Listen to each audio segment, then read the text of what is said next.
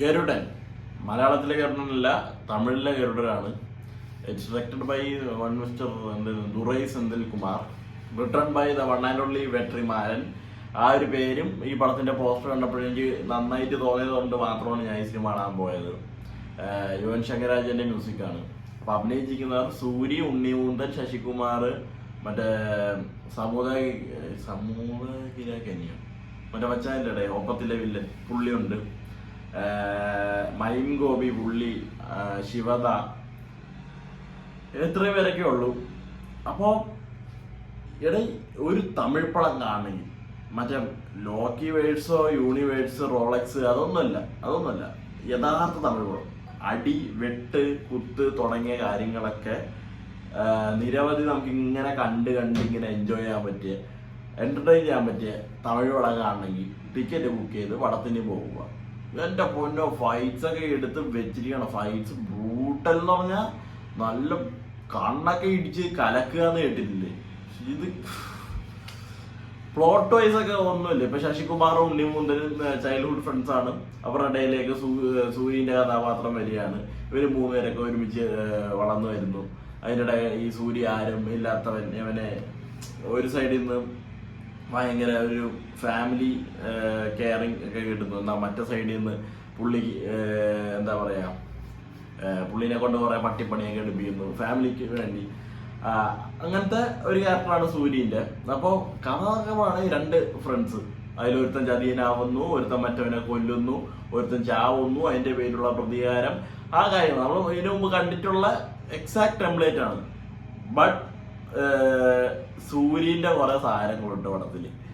സൂരി പടത്തില് അടിച്ച് പൊളിച്ചത് തന്നെ പറയണം. സൂരി, ശിവദ തുടങ്ങിയവരൊക്കെ, മൈം ഗോപി, അവർക്കൊക്കെ അത്യാവശ്യം കുറച്ച് കാര്യങ്ങൾ ചെയ്യാനുണ്ടായിരുന്നു. ശശികുമാർ ആയാലും കൊള്ളായിരുന്നു. ഉണ്ണിമൂന്തൻ എനിക്ക് പിന്നെ പേഴ്സണലി ഈ വില്ലൻ റോൾസിലോട്ട് ഫിറ്റ് ആയിട്ട് എനിക്ക് ഇതുവരെ തോന്നിയിട്ടില്ല. മറ്റേ മാസ്റ്റർ പീസിലായാലും ജനതാ ഗാരേജിലൊക്കെ ആയാലും പുള്ളീന്റെ വില്ലൻ റോൾസ് ഒരുമാതിരി ഇഞ്ചി കടിച്ച പോലെയായിരുന്നു, അല്ലെങ്കിൽ ചോറിനിടെ കല്ല് കടിച്ച പോലെ എന്നും പറയാം. ബട്ട് കുഴപ്പമില്ല, ബ്രോയും നല്ലോണം ചെയ്തിട്ട് തന്നെ ഉണ്ട്. പുള്ളിയുടെ വോയിസ് ആയിരുന്നില്ലെന്ന് തോന്നുന്നു ഡബ് ചെയ്തത്, അതിന്റെ ചെറിയ പോരായ്മ ഉണ്ടായിരുന്നു. അപ്പോ പണം എക്സാക്ട് ടെംപ്ലേറ്റ് സാധനമാണല്ലോ. അപ്പോ തുടക്കം ഒരു ക്യാരക്ടർ ഇൻട്രൊഡക്ഷൻ കാര്യങ്ങൾ, പിന്നെ ഒന്നുമില്ല. പടം ഇങ്ങനെ ഒരു ലൈൻ പിടിച്ച് പോയിക്കൊണ്ടിരിക്കുക. ഞാൻ ഇനിയിപ്പോ ബോറാവോ എന്നൊക്കെ വിചാരിച്ച് ഇങ്ങനെ ഇരുന്നപ്പോ ഉണ്ട് ഇന്റർവെൽ ബ്ലോക്കില് സൂര്യന്റെ ഒരു അഴിഞ്ഞാട്ടം വന്നിരിക്കണം.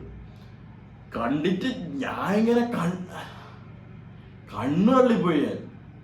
അതുപോലെ ഒന്നുമില്ല, പ്യുവർ മാസ് സാധനങ്ങളുണ്ട്. നമ്മൾ എവനിട്ട് ഒരെണ്ണം കൊറാന്ന് നമ്മളിങ്ങനെ നമ്മളെ കൊണ്ട് തോന്നിക്കുന്നിടത്ത് അവിടെ അടി വീഴും.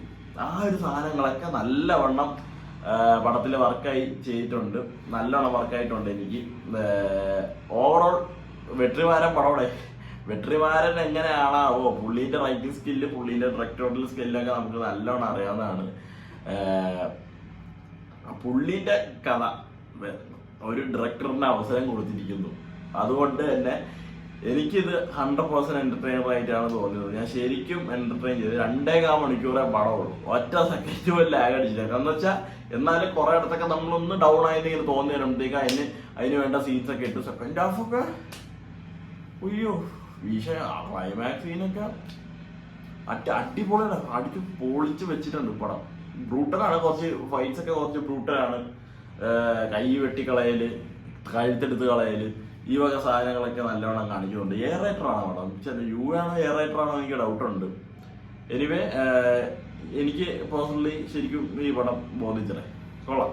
ഇത് നമ്മളിപ്പോ തമിഴ് പടം സാറിന് ലോക്കൽ തിയേറ്ററിൽ പോയി അടിച്ച് പൊളിച്ച് കാണും, ആ രീതിയിലുള്ള ഒരു തമിഴ് പടം. അടിക്കടി, വെട്ടിന് വെട്ട്, പാട്ടിന് പാട്ട്. സൂര്യയുടെ പെർഫോമൻസ് വാസ് നൈസ്, പറയാതിരിക്കാൻ വയ്യ. ഞാൻ ഇതിനു മുമ്പ് പുള്ളിന്റെ പടം കണ്ട കഴിഞ്ഞ വർഷം വിടുതലെ പാട്ടോണ്ടെന്ന് പറഞ്ഞ പടം കണ്ടിട്ട് ഇപ്പോഴാണ് സൂര്യനെ ബിഗ് സ്ക്രീനിൽ കാണുന്നത്. ആൻഡ് വിടുതലെ പാട്ടോന് വേണ്ടി ഞാൻ വെയിറ്റ് ചെയ്യാണ്. അതും വെട്രിമാരന്റെ സിനിമ തന്നെയാണ്.